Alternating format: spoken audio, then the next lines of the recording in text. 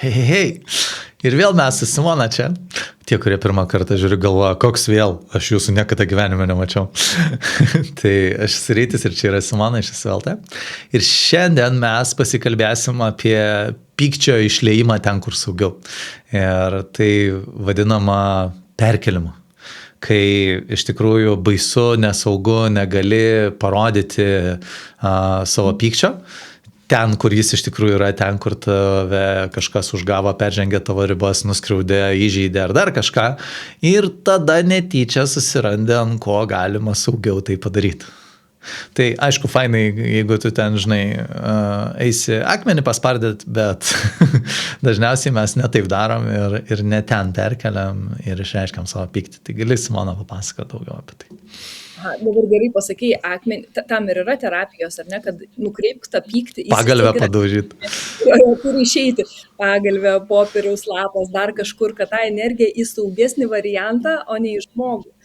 Ir kai nėra sąmoningumo tame, iš tikrųjų mums patenkame tokius pastus tarsi, ne? Jeigu aš turiu emocija, kur kažkur nenubrėžiau savo ribų, pavyzdžiui, darbe. Jaučiu, kad ant manęs ten važiuoja, jaučiuosi neteisingai, galbūt išnaudojamas. Kažkokie jausmai, pavyzdžiui, lydi tokie, ar ne, kad vis nepakankamai padarau, arba tokioj esu bejėgės pozicijoje, o ne galios.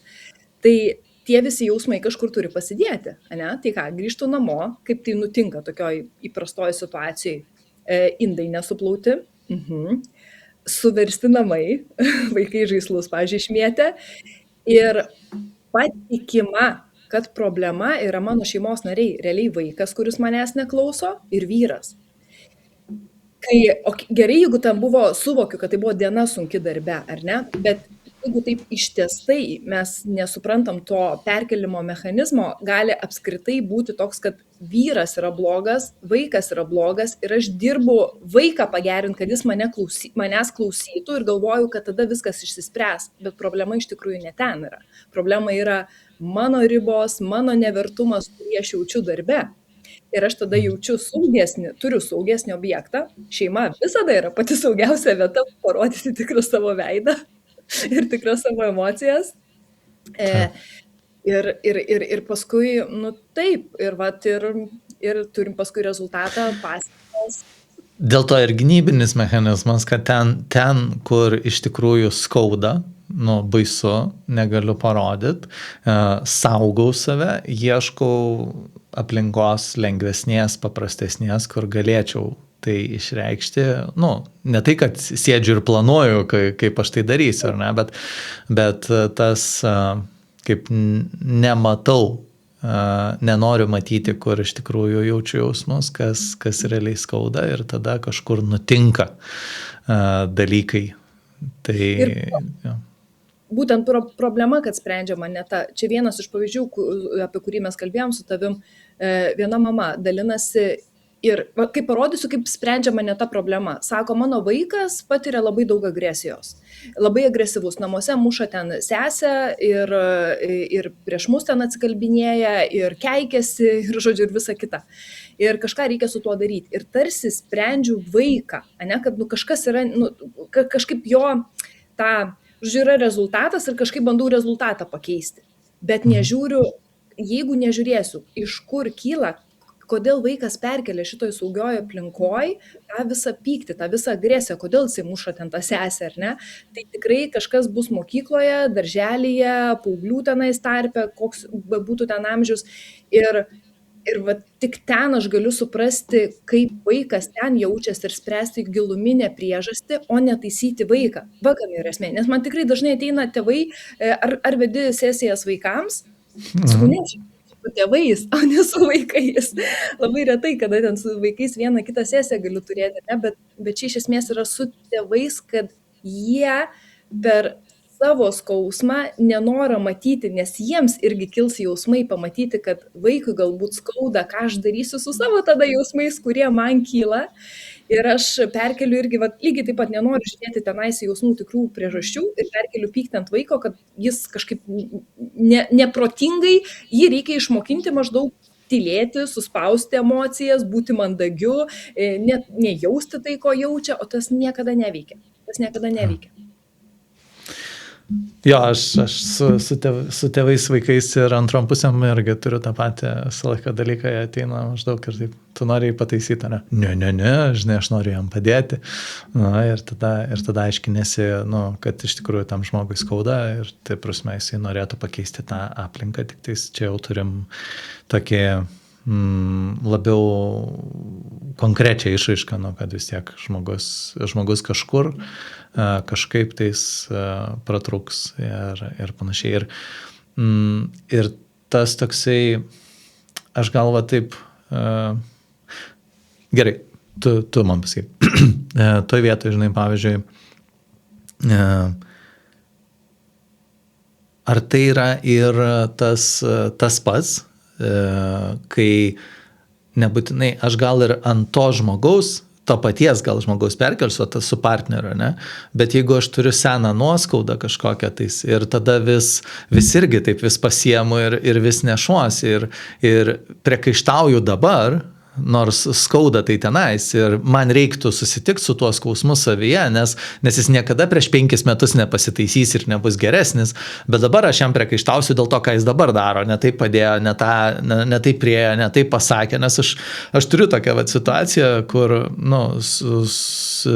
su klientu, kuris, kaip sakyt, aš keičiuosi, aš jau čia, žinai, darausi fainas, o pretenzijos nesikeičia, žinai, pretenzijos lygiai tas pačias, sakau, žinai, yra tos nuoskaudas ir kol žmogus nepasižiūrės tas kitas į tas nuoskaudas, tai jis vis tiek, kaip mato tą patį, tarsi, žinai, nes jo skausmas nepasikeitė. Tai čia irgi tas perkelimas gali būti nebūtinai ant kito net žmogaus, bet tai yra labiau iš vienos situacijos į kitą irgi gali būti perkelinėjimas, pyktis ir tada atrodo, kad čia ir dabar yra problema, kad čia ir dabar tu man sukeli skausmą ar panašiai, nors žiūrim, ar kaip sakyt, ar atitinka iš visą situaciją, ar su realybė susiję, tai ir panašiai.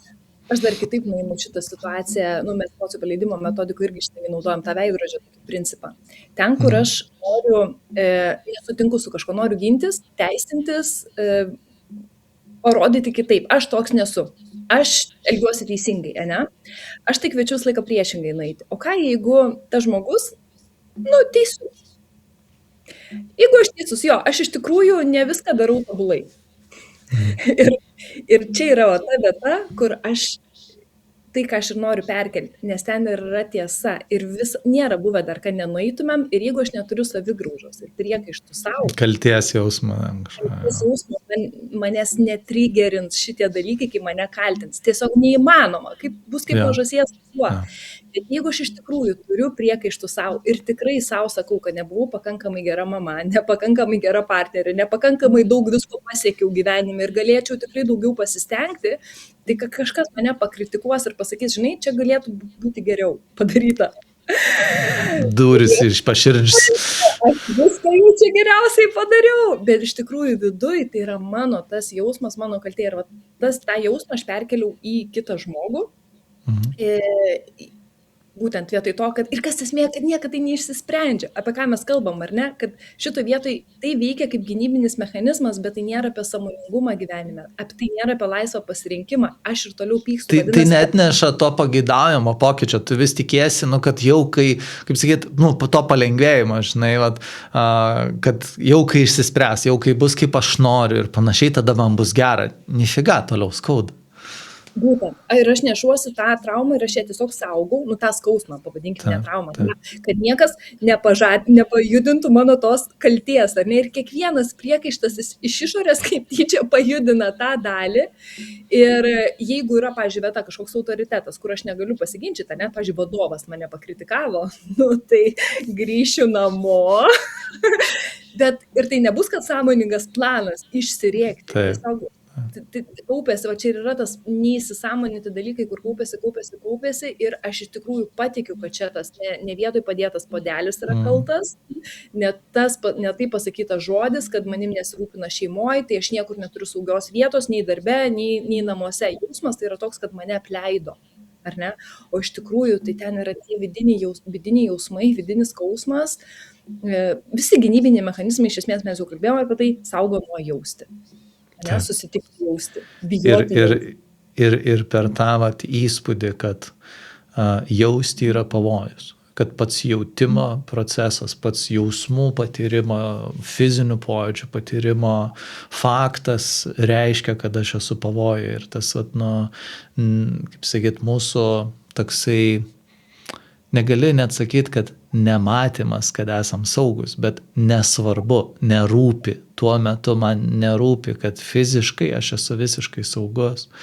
Ir tas vat, susijęs su tuo vat, iš vis baimė visų mechanizmų, kaip tai veikia, kad man zin, kad dabar viskas gerai, nes mano problemagi čia, vat, žinai, ne kambarį ir panašiai.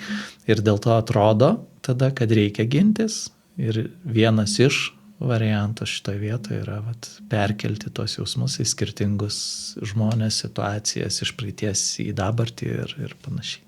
Kad nereiktų jausti, nes ten atrodo, kad kažkas nutiks, jeigu jausiu. Žinot, kaip mes savo teigiam, kad nutiks.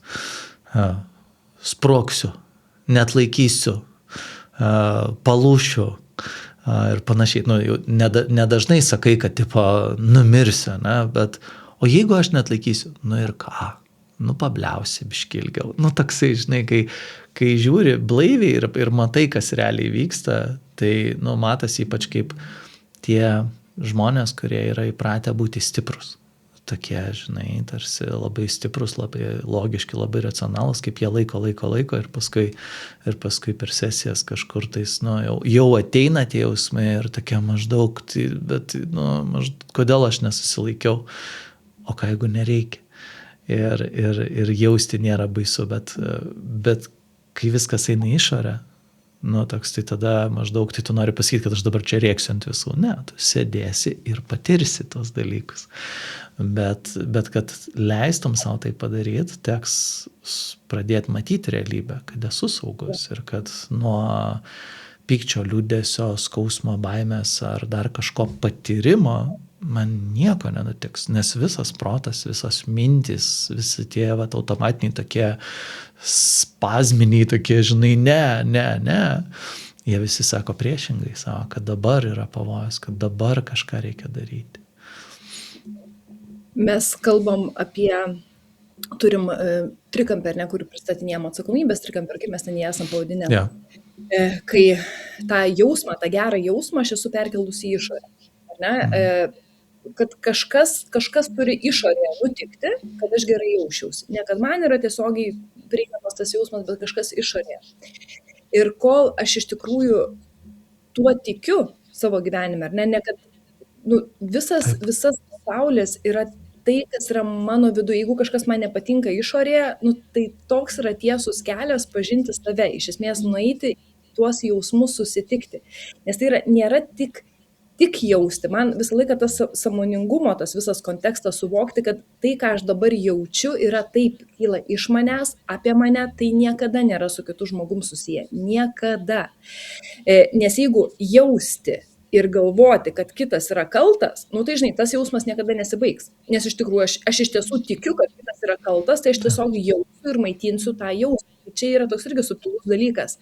Jausti ir kartu suvokti, kad viskas, kas vyksta, visą laiką tai vyksta mano kūne, net dažniausiai kito žmogaus net nėra šalia, mes juk tą situaciją sukame, jinai būna jau pasibaigus ir 20 metų, mes sukame savo galvoje. Tai klausimas, ar ta situacija iš tikrųjų mus nervuoja, ar tai, kad aš ją suku ir mano jausmai, ar ne apie tai.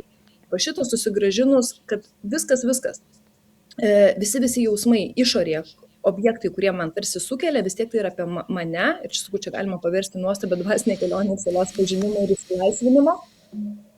Kaip man praktiškai, pavyzdžiui, šitas padeda, aš labai naudoju šitą, mes aną kartą projekciją pristatėjom per live, apie perkelimą, gynybinių mechanizmų kursai, iš viso 12 mechanizmų pereisim, praktiškai, bet būtent šitie du, pavyzdžiui, projekciją ir perkelimą, kur dabar pasirinkom live pristatyti. Aš jas labai praktiškai naudoju savo gyvenime. pavyzdžiui, buvo net kažkada toksai, kažką norėjau tau parašyti, neatsimenu, kažką norėjau parašyti, bet taip jaučiu, kad pykstu, žinai, ir dabar, rytis kaltas, neatsimenu dėl ko, kažkas, maža, aš dėl ko, tai maža, kad čia va taip susirasti. Aš tai maža dėl ko galiu būti kaltas, aš dėl daug ko galiu būti kaltas. Bet, kadangi mano didelė dalis, žinai, yra darbinės, darbų užimta, žinai, tai tiesiog buvai tu tas daug eterio, žinai, užėmi šitai vietai. Ir taip, lauk, stop, Simona, dabar pasižiūrim šį bendrą kontekstą, žinai, ar aš, kas man šiaip gyvenime, mano asmeniniam dabar gyvenime kelia nepasitenkinimą, va tą pyktį, kur aš savimi esu nepatenkinta. Ir, žinai, ir matai, bet labai lengvai, labai greitai, geras, jo, čia nespėjau, čia jaučiuosi, kad nespėjau su gyvenimu, čia kažko nepakankamai padariau ir visą tą būčiau perkelus ant savęs. Tai, mes sąmoningai, žinai, kalbėtumėmės ir taip toliau, bet šiaip nesąmoningai, ar ne, tai mes ir patikim tuo, kad iš tikrųjų, tas mano kolega, aš su juo dirbti negaliu. Čia nieko panašaus. Ja. Aš atsimenu vieną iš tokių istorijų, kuri yra įstrigus, nors jau ten buvo prieš 10+ metų, žinai, su viena klientė. Jinai dirbo Vilniaus savivaldybei, administracijoje, kažkokius ten darydavo darbus. Ir jos vadovė buvo. Ir jinai, kai atėjo ir mes pradėjome apie tai kalbėti, tai vadovė ten užsisėdus, ten priekaištauja, pastoviai nepatenkinta, viskas jai negerai ir taip toliau. Jinai mane nervuoja, aš jos bijau, žodžiu. Ir mes vieną kartą ten kažką peržiūrėjom tos jausmus, atsisukom atgal, paleidom skausmą, ką primena, žinai, praeities kažkokias patirtis, kurios visiškai ne apie vadovę, ten apie vaikystę, mamą, ten tarara. Ir tada po mėnesio kažkur tais mes susitinkam, sakau, kaip tavo vadovė? Sako, jinai pas mane ateina arbatos gert. Ir pasirodo, jinai šiaip yra gan vieniša ir dabar man viską pasakoja, sako, o kaip tu, sakau, jautiesi, kai jinai, žinai, tau pasakoja. O aš jai dabar tokią atjautą jaučiu, tokią šilumą ir aš tiesiog, kažkaip matau, jai skauda, žinai, ir manęs tai neapkrauna, aš tiesiog klausaus ir sakau, o tai gal jinai tiesiog pasikeitė, žinai? Ne, ant kitų lygiai taip pat užsisėdus ir lygiai taip pat joja ir panašiai. Ir tas jos, kaip sakyt, pasikeitė kas? Pirmiausia, pasikeitė visa jos interpretacija situacijoje, ne? Nes pasikeitė jos viduje jausmai ir skausmas. Lygiai tas pats buvo, žinau, kad šitam telekomo ten kažkada irgi vieno skyriaus vyrukas atėjo ir irgi sako, šakės vadovas ėda mus visus. Mes pradėjom paleidinėti po mėnesio ar 2, sakau, kaip santykiai su vadovu. Sako, aš esu numero 1, vadovas mane pastoviai giria, sakau, kaip kitus toliau ėda, žinai. Ir toks, atrodo, vadovas nepasikeitė, bet to žmogaus interpretacijos, nes jo viduje nebėra skausmo, jo viduje nebėra tų priežasčių, jam nebeatrodo, kad čia kažką reiškia ir panašiai, ir visai kitai pradeda girdėti, visai kitai pradeda matyti. Gal tas vadovas ir pagirdavo jos kartais, bet kadangi ten priekaištaudavo ar būdavo griežtas dažniau, tai pas visus buvo tas pats įspūdis, kad jis visą laiką toks. Ir tas vidinis pokytis savo viduje, kai liko mažiau skausmo, nebėra į ką pataikyti, tom, kaip tu sakei, žinai, jeigu nešuosi kaltę, tai tada atrodo, kad čia mane puoli, kad čia man aiškini, žinai, ir vėl aš tau neįtinku, nes aš tai žinau, kiek aš skrolinau darbę atsisėdęs, žinai, ir panašiai. Tai kai nebelieka tų vidinių skaudulių, tada tas santykis žmogus, kaip daro liktais tą patį galbūt. Bet tavo reakcijos visiškai keičiasi ir čia ir yra. Ir tada reiškia, nebėra nuo ko gintis ir tas gynybinis mechanizmas, jam nebėra poreikio veikti. Ne todėl, kad jis dingo, ne todėl, kad jo neliko, bet mano sistema nebeindikuoja, kad čia yra ta vieta, kurią reikia saugoti. Nes susintegravo, pasileido skausmas. Taip. Būtent. Čia, žinai, klasika, patikį tą pavyzdį, tokį visiškai klasiką, kur čia dabar visai nesiniai gavau žinutę, Simona, pas tave kabinete vyksta stebuklai. Ir tik tai tiek, kad, jau šito net nebepriemu. Kodėl? Vat irgi klausimas buvo tas pats, kurį sprendėm, tai yra, kad, vadovė labai negerbė ribų, vadovė negirdi, vadovė ten viską, ar ne? Ir kai mes nuėjom, viskas, kas mes nuėjom, tai ar ne, į jausmus, į tą susigražinom galios, tą vidinės galios poziciją. Ne tą tokią, jėgos, o tos galios, kur... Neįrodinėjimo, kad aš stiprus, o kur aš jaučiuosi su savim, okei. Taip, ir kad sutikti net ir jausti tuos visus jausmus atstumimo, jeigu reikės, bet žinoti, ko nori ir pasirūpintom savo ribom iš ramybės, kur neiškovos iš tokios ramybės. Tiesiog viskas, kas dirbom, tai yra su vidiniais jausmais. Ne? Ir jau kitą dieną, sako, vyksta stebuklai. Ir kadangi mes turėjom keletą sesijų, tai dabar būtent ta vadovė ten, kur tarsi negerbdavo ribų, tai dabar net pati pasiūlė ten ir anksčiau ar išeiti, ar dar kažkas iš darbo, atrodytų kažkokia kaip. Bet tai yra, kad mūsų, nes kažkas nutinka, žiūrėkit, mes kai esam šalia žmogus, kuris savim nepasitikė, mes vienaip jaučiame, mes šalia jo ir šalia žmogus, kuris turi aiškę savo vertybės ir pasitikėjimą, norim jo tikėti, norim jį gerbti, ar ne? Tai neįmanoma negerbti žmogus, kuris pats save gerbia.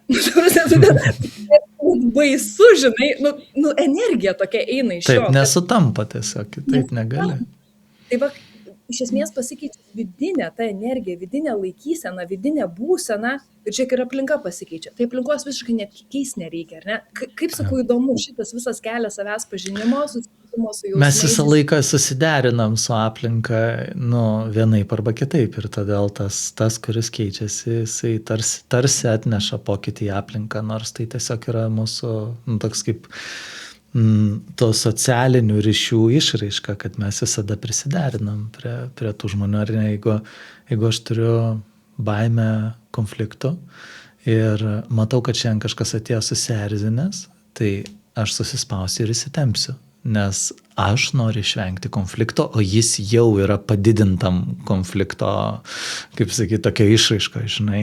Bet jeigu jisai šiandien ramus, tai tada aš irgi visai galiu daugiau vietos užimti, galiu ten garsiau pasakyti, galiu daugiau padaryti, ar ne?